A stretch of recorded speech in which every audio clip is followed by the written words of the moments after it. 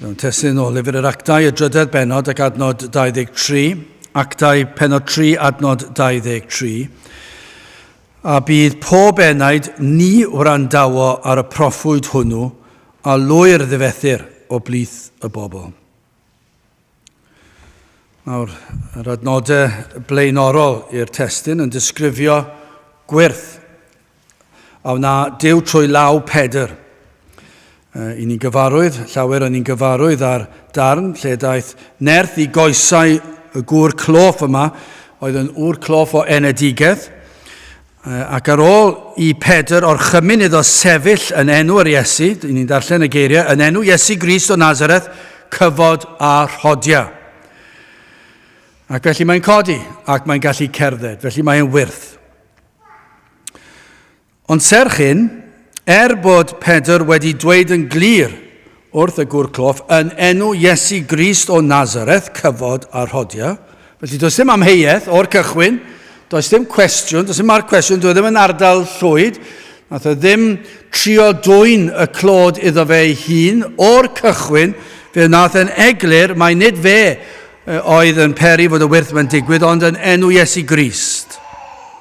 Ond serch hyn, mae'r dorf yn meddwl mae trwy nerth hwyr i achawd y gŵr cloff, ac felly pwysleisiodd Pedr eto, ni'n darllen adnod 16, a'i enw ef, trwy ffydd yn ei enw ef, a nerthodd y dyn yma, a welwch ac a adweinoch chwi, a'r ffydd, yr hon sydd trwyddo ef, a roes iddo ef, yr holl iechyd hwn, yn eich gwydd chwi oll.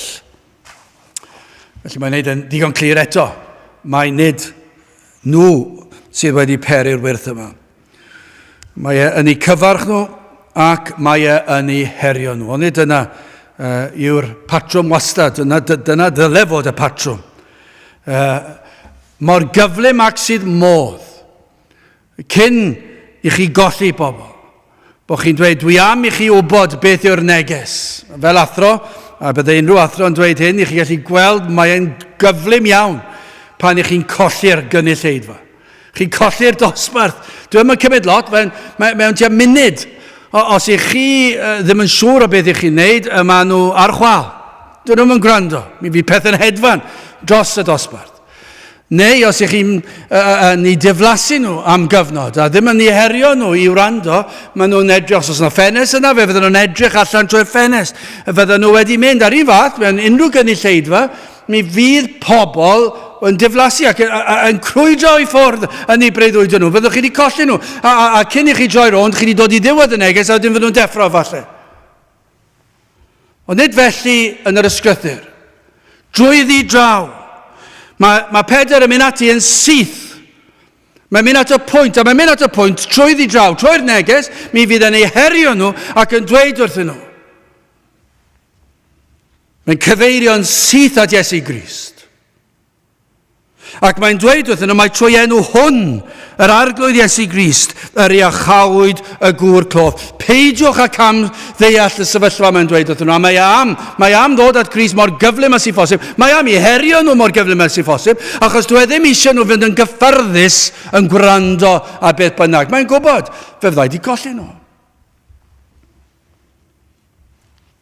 A mae'n dweud wrthyn nhw, trwy enw yr un i chi di wrthod. Mae'n dweud wrthyn nhw, trwy enw yr un i chi wedi groeshoelio, y mae hwn wedi cael ei achau. Felly, dwi ddim yn tynnu unrhyw beth nôl, dwi'n yn ofalus iawn ag yw e. Adnod 15, a thywysog y bywyd a laddasoch, yr hwn a gododd Duw o feirw, o'r hyn yr ydym ni yn dystion.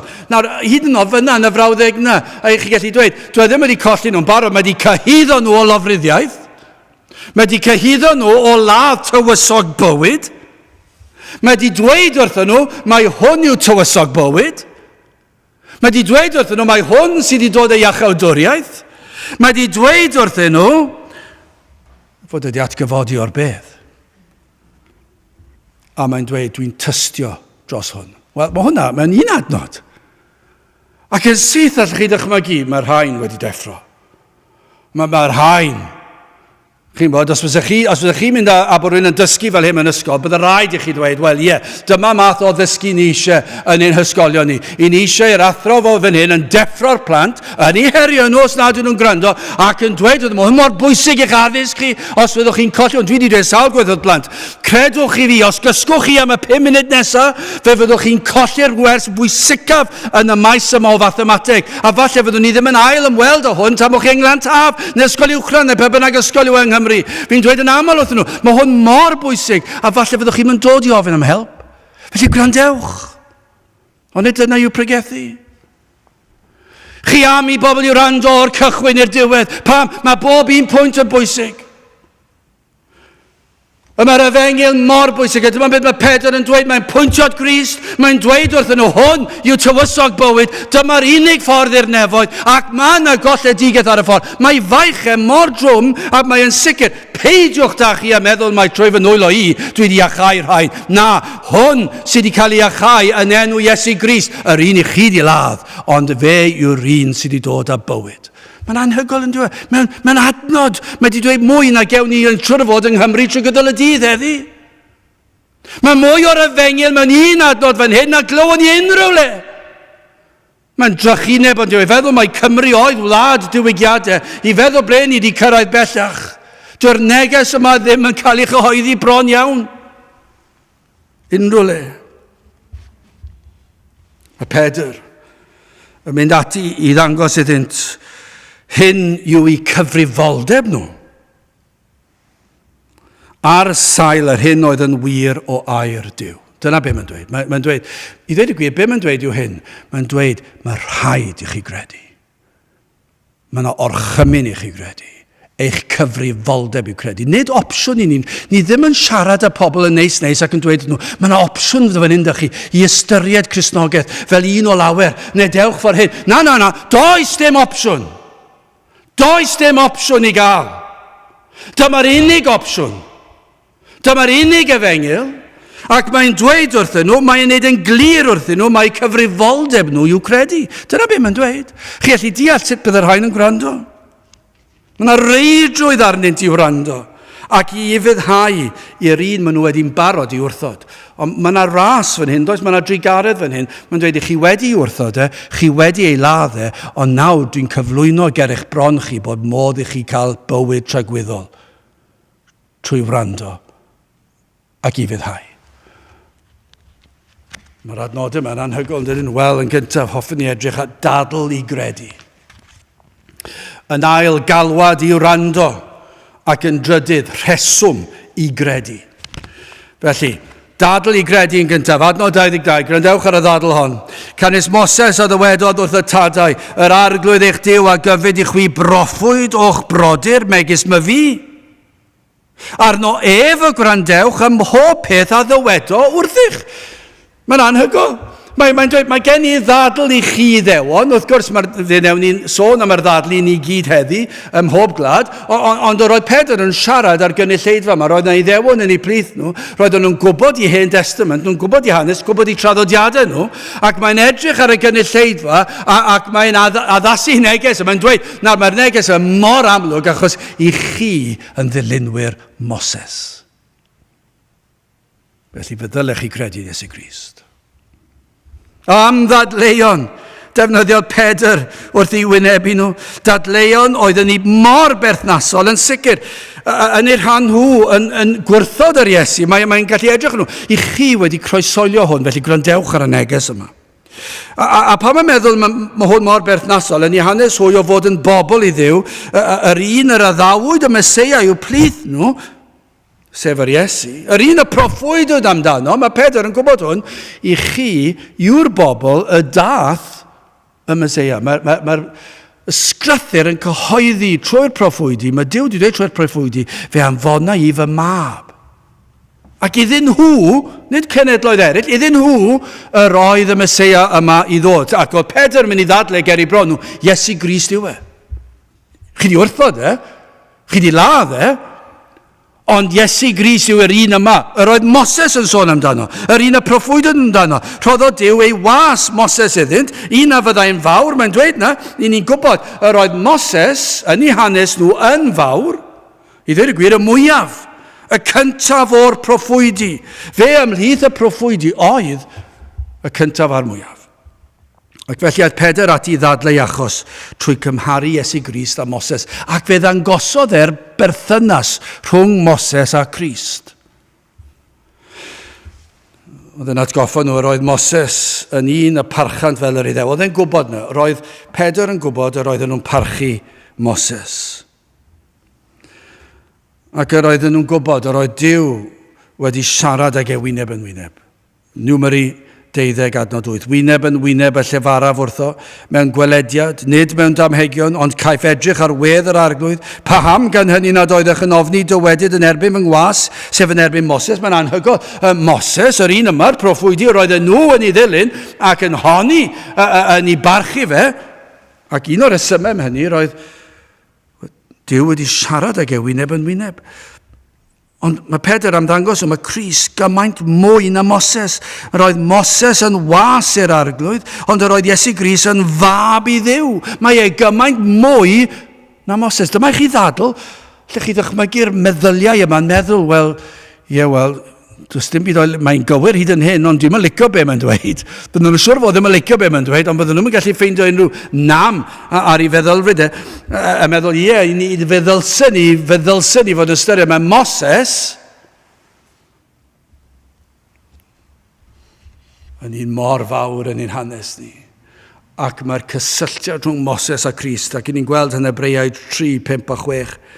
A Moses yn wir a fi ffyddlon yn ei holl di megis gwas, tystiolaeth i'r pethau oedd i'w llefaru, eithyr Crist, megis mab ar ei di ei hun. Tir hwn yr ydym ni os na ni a geidwyn hyder o'r garfoledd ein gobaith yn sicr hyd y diwedd. Ac felly mae'n dangos yr oedd Moses yn ffyddlon i'w di fel gwas, ond Crist yn mab. Fe oedd y Meseia, yn wir, bu Moses yn rhan o sefydlu'r cyfamod cyntaf I bobl Israel, ond maes o law, fe ddath y cyfamod yna I ben.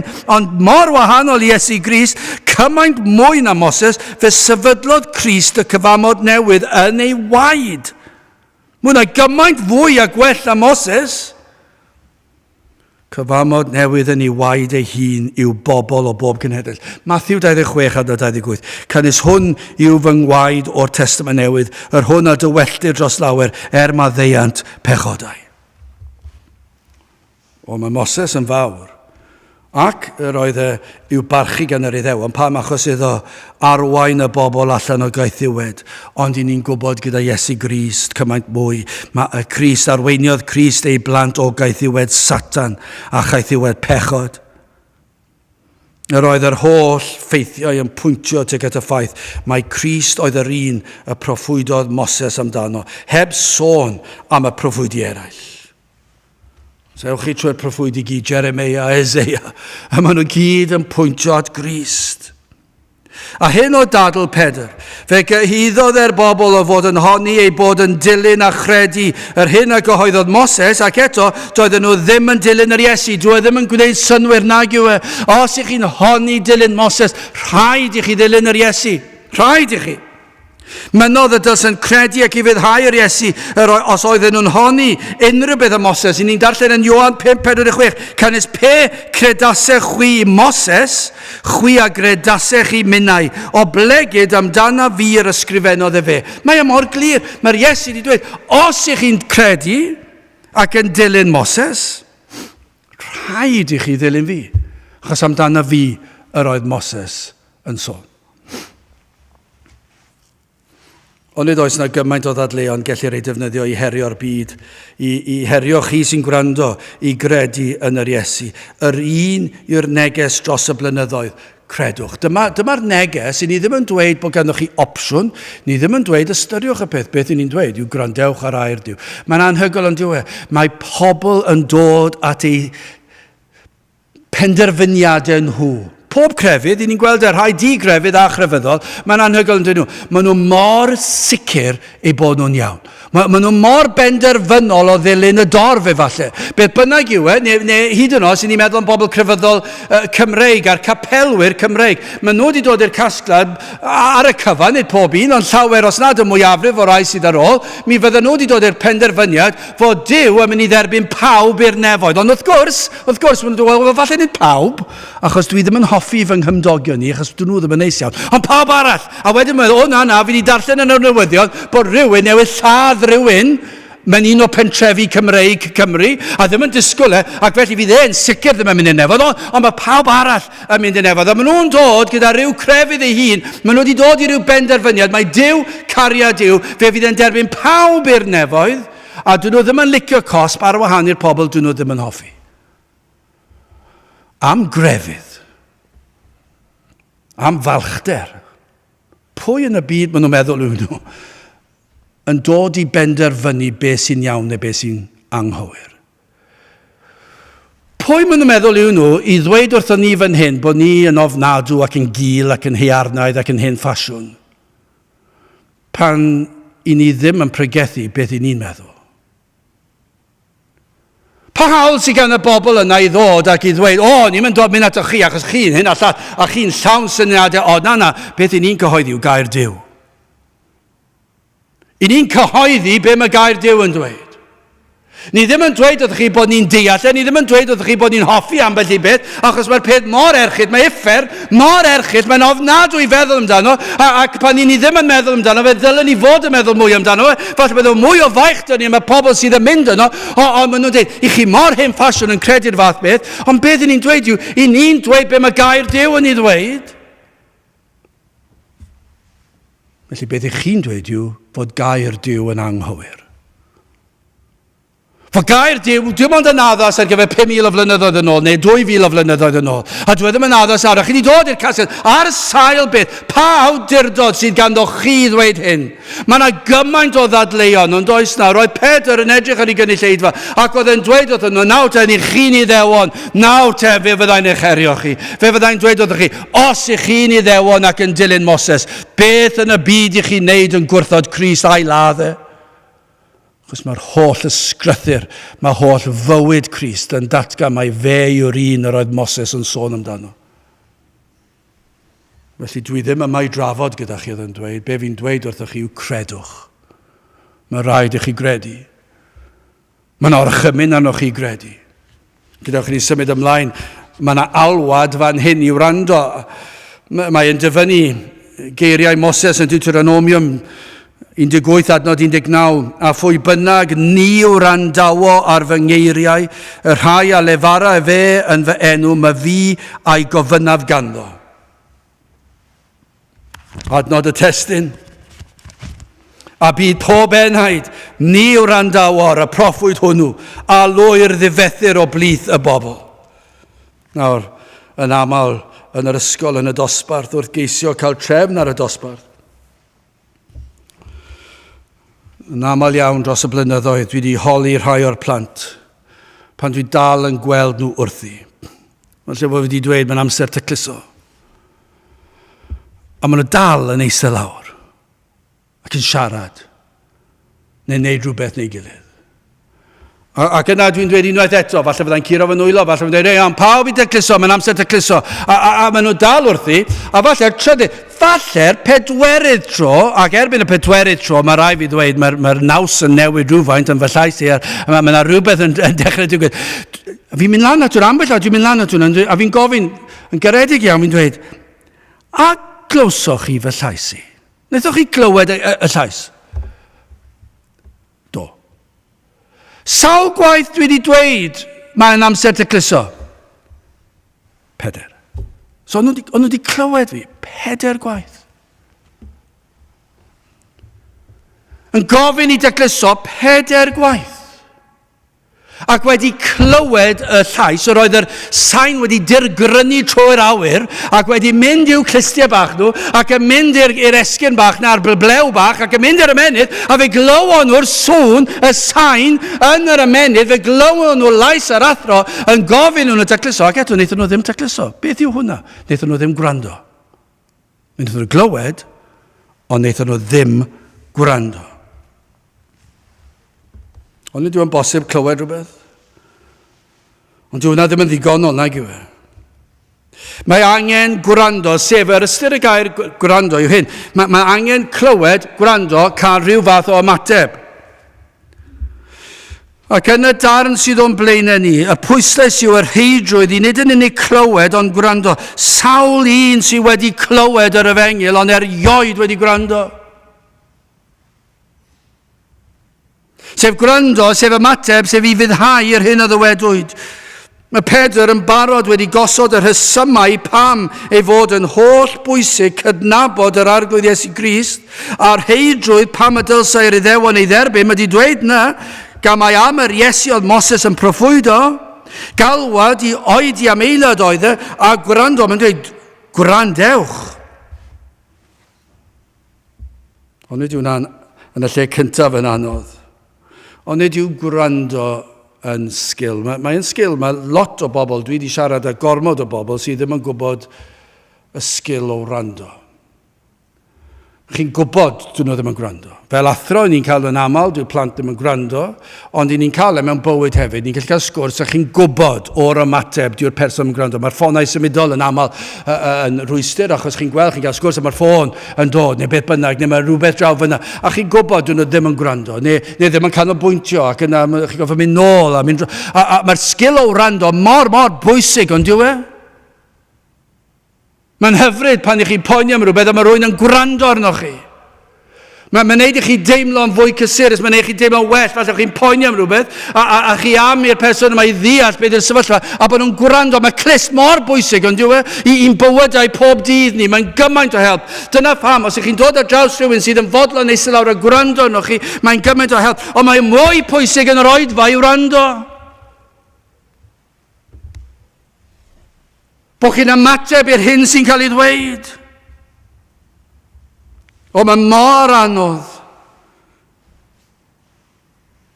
yn y byd, hyd yn oed yn yr eglwys. Mor anodd yw ei gael sylw. Ni ddim wir eisiau sylw'r glist ar y menydd. Os ni eisiau sylw'r glist ar y menydd, allai ddweud wrthoch chi beth fyddwn ni'n neud. Fe fyddwn ni'n newid rhywbeth am yr adeilad yma, yn sicr, siwr o fod. Bysech chi eisiau cael lle gyda cadeiriau cyffyrddus, goliadau sy'n gallu dimio lawr a pob math o bethau. Fyddech chi'n cael cerddoriaeth, fyddech chi'n cael pob math o bethau. Os sy'n eisiau cael pobl i'w wrando, bydde gitar yn help. Mae sŵn gitar yn gallu bod yn neis, dwi'n siŵr o hynny. Bydde telyn yng Nghymru falle yn neis, fel dod ag telyn mewn i'r oedfa. Os ni eisiau cael pobl i edrych ac i sylwi, falle byddwn ni ddim yn dod mewn siwt, byddwn ni'n dod mewn paro jeans a Christy, dyna yw'r trend ar y funud, yw e? Ac os newch chi cael sisiwn a roi rhwyg yn y jeans, fyddwch chi'n bregethwr gwell yn ôl pob sôn. Achos allan ni'n sicr cael pobl i wrando, os ni'n neud math yno beth. Ond dim y gwrando ar galon. Beth ni'n neud? Yn y gwrando ar glis. Maen nhw wedi clywed, a maen nhw wedi cael rhyw fath o adloniant, a maen nhw wedi cael rhyw fath o fwynhad. Ond mae cael y galon i wrando, mae mor anodd. Mae yna gymaint o sŵn o gwmpas y lle. Mae yna sŵn yn y byd yn byddaru'r clustiau, yn tynnu sylw'r glist y galon i ffwrdd o'r prif neges o'n faterion pwysicaf yr enaid. Mae'r holl furi a'r chwarae a'r dathlu ar bob cyfle posib. Ond ydyw yn wir, mae'r byd eisiau dathlu bob. Maen nhw unod eisiau dathlu marwolaeth. Mae'n anhygoel yn diwy. Maen nhw chwilio am esgus i ddathlu ac i feddwi ar bob un a chlysur posib. Maen nhw eisiau gwneud rhyw reswm i cael parti. Achos, os allwn ni adael beth bynnag i ni mynd ato a mwynhau, gyda gwen ar un gwyneb a wedi chwerthin a cyfiawnhau'r peth. Felly fe fyddwn ni'n cael penblwyddi, priodas penblwydd, Nadolig wrth gwrs, mae'r byd yn dwlu ar yr ochr y dathlu. Hyn o Pasg, siwr o fod, nhw'n cael rhyw partïon pryd ni. Rwy'n yn ymddeol, rwy'n ddim yn ymddeol, rwy'n yn meddwl am ymddeol. Ac yna mae rhywun yn meddwl cael parti penblwydd ar gyfer teulu, wedi ar gyfer ffrindiau, wedi ar gyfer pobl eraill. Mae yna'r partïon, trwy'r amser, mae yna wastad rhyw reswm i cael parti. Ac yn y byd yma o'r foes ohoni, ni'n cael wastad yn y partïon, mae rai meddwi a pob math o bethau. Ond mae yna gymaint o sŵn yn does na, os ewch chi lawr strydoedd brif ddinas yma yng Nghaerdydd ar nos Wener, ar nos Sadwrn, mae'n afiach. Fe welwch chi anfoesoldeb, fe welwch chi drais, fe welwch chi ymladd, fe welwch chi ganu, fe welwch chi bob math o bethau meddwl dod, achos bob penwythnos mae yna reswm i ddathlu. Ac os dwi'n deall yn iawn, dwi'n credu nos Fercher, mae'r prifysgolion yn gallu cael cwrw am lot rhatach ar nos Fercher. Felly nawr, nhw'n gallu meddwi ar nos Fercher yn rhad ac ar y penwythnos. Mae yna gymaint o sŵn yn does na? Gymaint o sŵn. Mae yna chwaraeon ar bob nos o'r wythnos. Os ych chi gyda'r arian i dalu am yr holl sianeli chwaraeon, byddwch chi gallu bod bob gyda'r nos yn gwylio gêm pêl-droed neu rygbi. Mae'r gêm nos iau nawr ar y rygbi achos bod yna Olympics ar y nos Wener. Ac felly maen nhw'n gofod cael trwy gydol yr wythnos. Mae yna rhywbeth trwy'r amser, mae yna gymaint o sŵn. Os oes ni eisiau cael pobl i ddod i'r cwrdd, mae mor anodd yn dweud. Ni methu cael pobl i ddod i'r cwrdd ar y Sul. Pam? Achos os plant nhw, maen nhw'n ei chwaraeon bore di Sul. Maen nhw'n hyfforddi criced, maen nhw'n hyfforddi pêl-droed, maen nhw'n hyfforddi rygbi, pêl-drwyd, maen gwersi nofio, maen nhw'n arddi Sul, bore Sul, pnawn Sul. Mae yna gymaint o sŵn yn does na. Heb sôn am y sŵn y cweryla a'r dadle a'r rhyfeloedd. Pam bod ni'n rhyfeddu bod yna rhyfeloedd pan ni'n gweld bod pobl yn cweryla neu cartrefi gyda'i teuluoedd a'i ffrindiau? Bob dydd. Ac yna ni'n rhyfeddu bod y newyddion bod pobl yn lladd ei gilydd. A mae'n adlywyrchiad o'r hyn sydd yn digwydd siwr o fod ym mhob un cartref lawr y stryd yma, bob un stryd, ym mhob un gwlad, cweryla sydd yn arwain at ymladd, sydd yn arwain at ryfeloedd. Dyna beth ni'n gweld. A mae'n gymaint o sŵn, ymladd, bomiau, pob math o bethau, a partïon, pob math o bethau. Ac yna, os nad o sŵn felly, mae yna sŵn cwyno am gyflwr economaidd o wlad, a sut y gallai'r parti hwn neu'r llall newid pethau a gwella pethau. Dyna'r byd, ond mae yna sŵn yn yr eglwys yn does na. Ceir addoliad sydd yn llwyddo tynnu'r holl sylw i ffwrdd o Iesu Grist. Ond nid yw yna'n wir. Yn y mwyafrif o lefydd bellach, hyd yn oed yn y llefydd sy'n canu'r emynau. A maen nhw'n gwybod yr emyn dôn. Maen nhw'n gwybod yr enw'r emyn dôn. Mae'r Cymru mor dda, dydyn ni'n gwybod yr enwau, yr tonau yr emynau, dim yr linell gyntaf emyn, falle ddim y geiriau, ddim wedi ystyried y geiriau, ond yr emyn dôn. Achos ni fel Cymru'n gallu canu, a mae'n wir, dwi'n mynd credu bod yna wlad arall sy'n canu cystal. Allech chi ddychmygu. Mae Iesu Grist wedi diflannu rhywle gyda'r bas, a'r tenor, a'r alto, a'r soprano. Mae di mynd. Ni di anghofio am Grist, ond am dôn. Glywch chi'r linell a bas fyna. Ond yna, sewch chi rai mwy ysgafn, falle bod y tonau yn llawer mwy plentynaidd, a fod y geiriau mor syml gael drwy'n o'r feithrin i canu nhw. Ond dim na'r pwynt, achos nawr mae gen i fand, a mae yna sŵn, a mae yna ddawnsio, mae yna symud, a mae pawb yn cymryd rhan. Mae yna gymaint o sŵn ac yna, bydd y gynulleid yn ddiolch, mae'n plant bach ni'n cymryd rhan nawr. Dwi'n mynd gwrando ar y Grist, ond mae Iesu Grist wedi hen fynd. Mae wedi mynd o'n capeli ni. Dyw'r Efengil ddim yn cael ei chyhoeddi. Mae wedi hen fynd. Hyd yn oed mewn eglwysi diwygiedig. Bydd rhaid i chi fod wedi berchen ar gradd mewn diwynyddiaeth a doethuriaeth i ddeall am beth mae'r pregethwr yn sôn.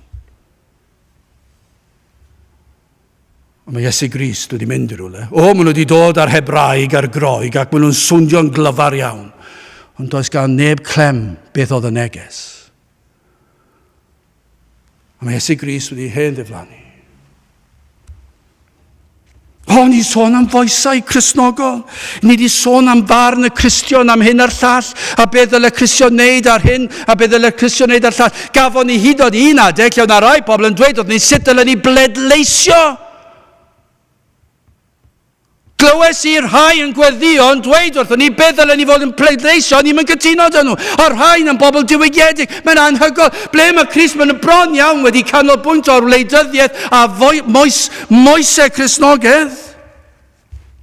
Maen nhw wedi boddi allan y neges am Grist.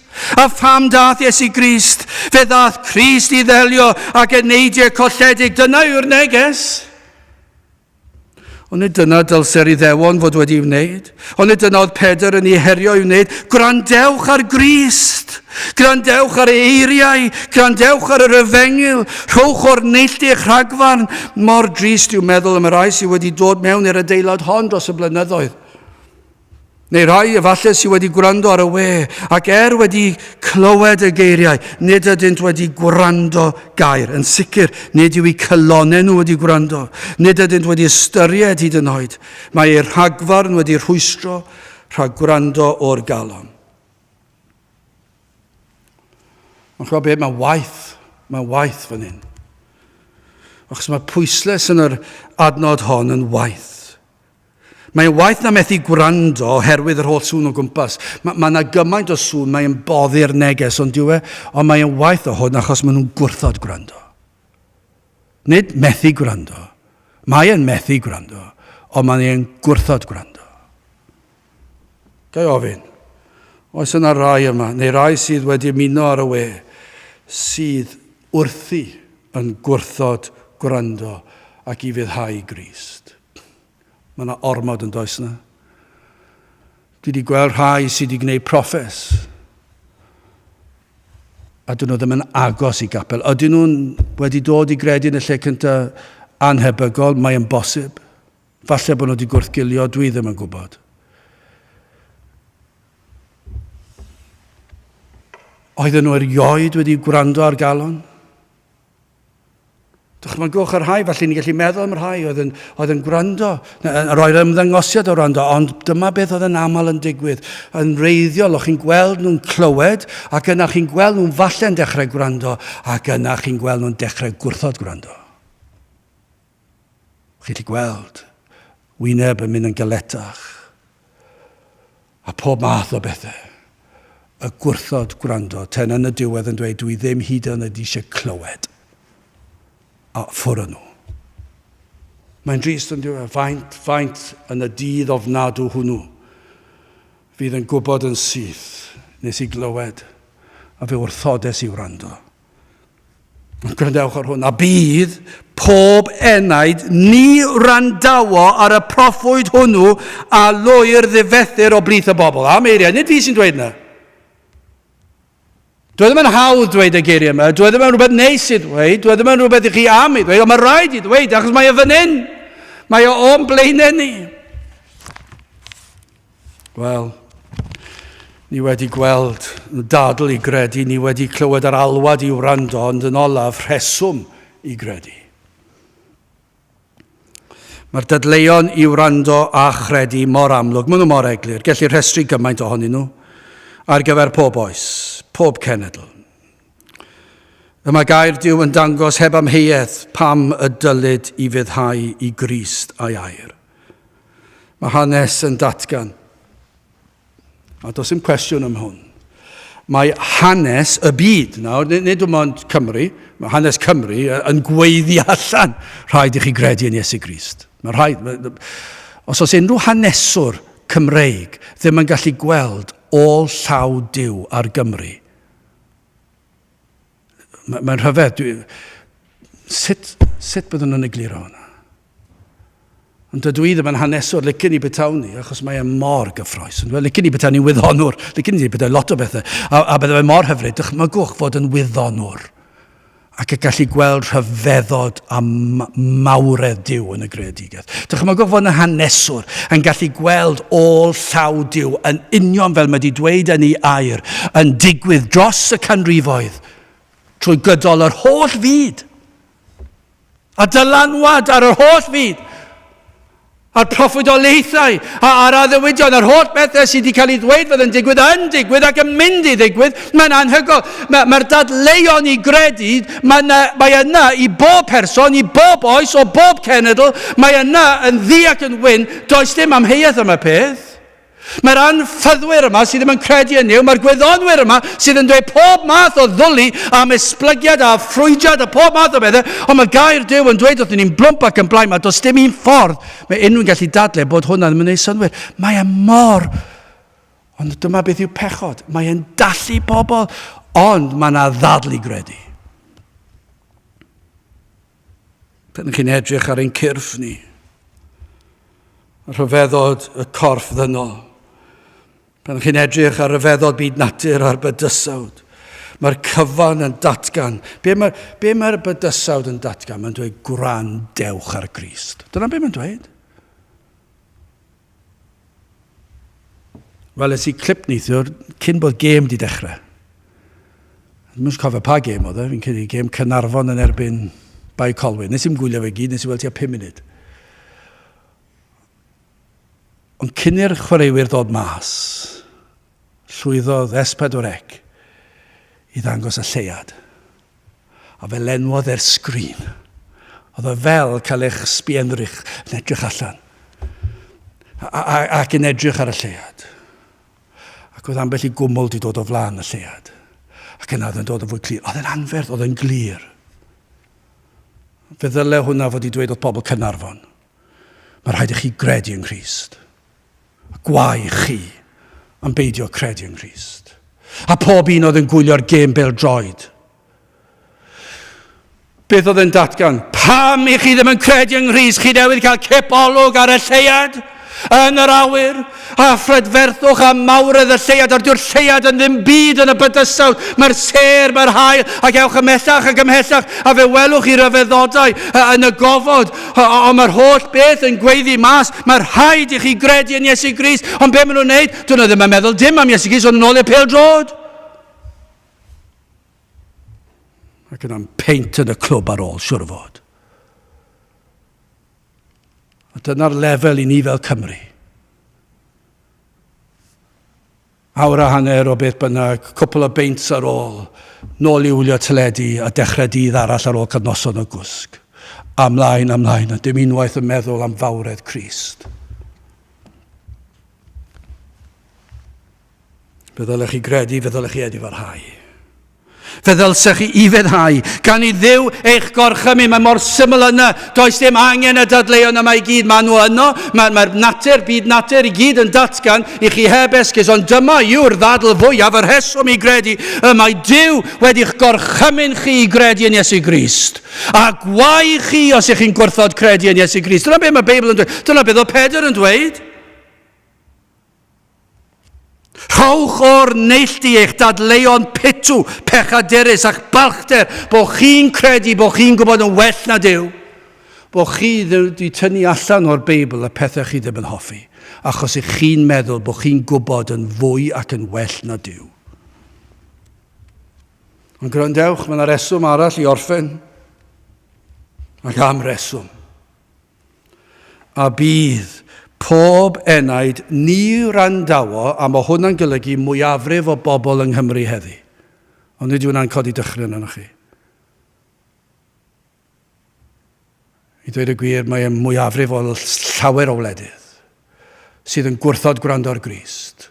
Maen nhw'n dweud, newn ni wrando ar beth mae'n dysgu, newn ni wrando ar beth na, chi ddim yn gwrando ar Grist. Mae Crist i dweud yn glir beth yw'r efengyl.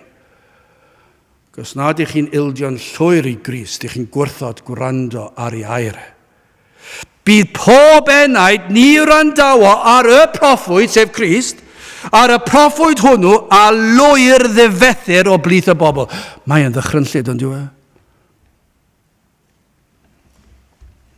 O petai na fwy na llon llaw yn gwrando, allwch chi ddychmygu, mi fyddai pobl yn gwylltio'n gacwn pan yn clywed y fath eiriau. Be chi'n pregethu hwnna yn yr oes hon? Dyma be mae gair Duw yn dweud. Am fygythiadau o niwed i'w dinasoedd i'w cenedl y cawsant am wrthod gwrando ar y proffwyd, a fe ddigwyddodd hynny do, am fygythiad oedd i'r Iddewon o wrthod Crist ac am ei ladd ar y groes, ac fe ddath barn arnyn to, fe ddath barn arnyn nhw tra'r y ddeiar, fe dinistrwy Jerusalem do. I ni'n gwybod fe ddath y farn, ond yn fwy mae'n arwain at y farn ar ddiwedd amser. Fe ddaw dinistyr ysbrydol a thragwyddol be mae Crist yn dysgu. Be mae Iesu Grist yn dweud yw, os na wnewch chi wrando ar fy ngeiriau fe fydd na farn tragwyddol. Onid yw'r digred a'r byd yn cwyno am hyn, i ddweud y gwir, onid yw crefyddwyr, capelwyr Cymreig yn cwyno am hwn.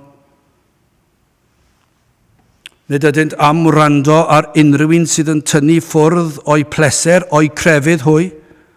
Maent am fyw i'w hunan, ond rhybuddiad Duw yn ei air trwy ei broffwydi, trwy Grist, trwy ei apostolion, a dyna awna dros y canrifoedd trwy ei weision, trwy'r rhai mae wedi galw i bregethu. Mae Duw wedi galw ei weision i'r swydd o gyhoeddi yr Efengil, i gyhoeddi am y farn sydd i ddod am wrthod gwrando. Y farn sydd i ddod am wrthod ildio a chredu ac i fyddhau. Y farn, y gosb tragwyddol am wrthod a chredu y dath Iesu Grist mab Duw i ddelio â'r broblem na all yr un ohonom ei ddatrys. Fe ddath Crist i ddelio â phechod. Fe ddath Crist i ddelio â'i heneidiau marw. Fe ddath Crist i ddelio â'r farn oedd i ddod. Dyma beth sy'n rhyfeddol, ond nid yw yn rhyfeddol. Ac mae'n mor llawn gras a thrigaredd. Fe ddath Iesu Grist i rybuddio am farn, ond fe ddath Iesu Grist hefyd i ddelio ar farn. Ond nid yw yn rhyfedd. Fe ddath Iesu Grist i ddweud fod na farn trygwyddol, ond fe ddath e hefyd dod i ddweud, ond dwi wedi dod i ddelio ar farn trygwyddol. A fe nath e hyn trwy fyw ei fywyd pur. Dyma oedd y ffordd. A dyma beth oedd yn dweud wrthyn nhw i wrando.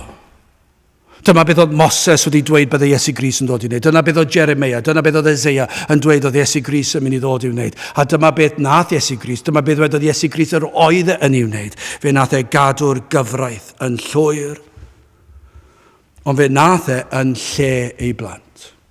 Fe fodlonodd Iesu Grist holl ofynion y ddedd, holl ofynion y tad, ac o gynlyniad i'r pechod a'n methiant i gadw'r gyfraith, fe mae cosb yn heiddiannol, ond fe gymerodd Iesu Grist y gosb arno ei hun yn lle ni. Fe dywalltodd ei waed. Fe lifodd gwaed Crist allan ohono. Fe roddodd ei fywyd mwyn i ni cael byw. Mwyn ein golchi ni'n llwy'r lan, dyma oedd yr unig ffordd i'r drindod drefnu cyn i'r byd cael ei greu. Dyma oedd y ffordd y trefnwyd a bydde Crist yn dioddef yn fy lle fi. Bydde fe'n byw y bywyd perffaith yn fy lle, bydde fe'n cael ei gosbi yn fy lle, a bydde fe'n dangos bod e wedi llwyddo trwy atgyfodi o'r bedd. Felly yn ei eiriau o fygythiad, mae yna drigaredd ond oes na. Ond nid yw mae'n rhyfedd, mae'r feirniadaeth sydd yn cael ei wneud o oedfan fel hon yn dweud i chi mor hearnaidd, i chi mor hyn a chi mor llall, ac eto i gyd beth i ni'n dweud wrth bobl, mae yna obaith os newch chi droi at Grist. Mae yna farn os newch chi droi ffwrdd. Ond os newch chi droi at Grist, mae yna obaith, mae yna drigaredd, mae yna ras yn eich disgwyl chi, mae e'n mynd i fadde chi, mae'n mynd i'ch golchi chi'n lan, mae'n mynd i cymryd eich pechod, mae'n mynd i hoelio fer i groes, mae'n mynd i roi ffydd i chi gredu, mae'n mynd i roi bywyd tragwyddol i chi heddwch a Duw. Mae hwn mor hyfeddol. Dyma'r newyddion gorau oll gellir ei rhoi i bobl, ac eto i gyd, mae yna bobl yn feirniadol. Dyn nhw ddim yn deall, ond maen nhw'n ddall yn dydyn nhw. Ond does dim lled yn ei stopio gyhoeddi, doedd Pedr ddim yn mynd i stopio gyhoeddi hyn yn gwybod yr oedd na bobl allan am ei waed, ond fe nath e dal gyhoeddi'r neges.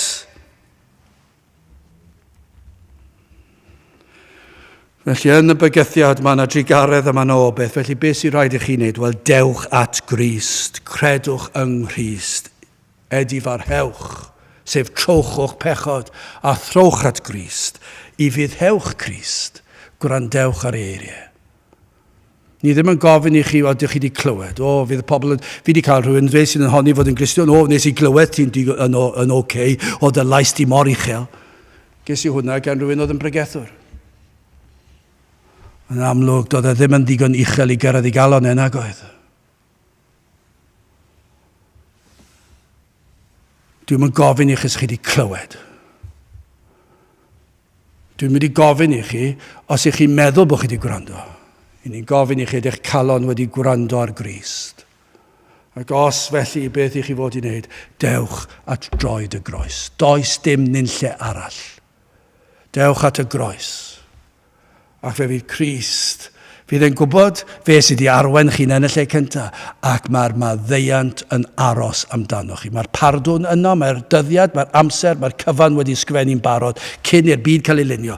Ac mae'r maddeuant, mae'r golchiad, mae'r heddwch, mae'r baich, popeth yn cael ei ddelio gyda yna fan ar lle. Dewch at Grist. Dyna'r unig ateb. Chi'n ofni, fyddai ddim yn gallu credu. Wrth gwrs fyddwch chi'n gallu credu, ond os chi'n dod at Grist, mae'n rhoi ffydd i chi credu. Pidwch aros i chi gredu, dewch at y droed y groes. Fe fydd yn rhoi ffydd i chi. Mae'n peri bod ffydd i chi i droi at yn y lle cyntaf, ond yna fe fydd yn llenwi'ch enaid chi a ffydd, a fydd y gallu'n cael ei roed i chi ymddiried, fod yr hyn oll y mae Crist wedi roed a'i wneud i chi, eich mwyn chi, eich lles tragwyddol. Felly dewch ato, ar y ddewyd yw na fydd yn gwrthod neb. Ond am rybydd, a bydd pob enaid ni wrandawo ar y proffwyd hwnnw, a lwyr ddifethyr o blith y bobl. Gadewch i ni weddio. O Dduw, i ni yn diolch i ti am yr efengil, am y neges, am yr arglwydd Iesu Grist. Ac yn gweddio Dduw, a bydd na ryw enaid yn rhywle, yn gwrando am y tro cyntaf, ac yn dod at Grist. Te'r gweithio ni'n plid. Diolgelon ni nawr, i ni'n gofyn hyn o trwy enw ac eiddiant yn harglwydd Iesu Grist. Amen.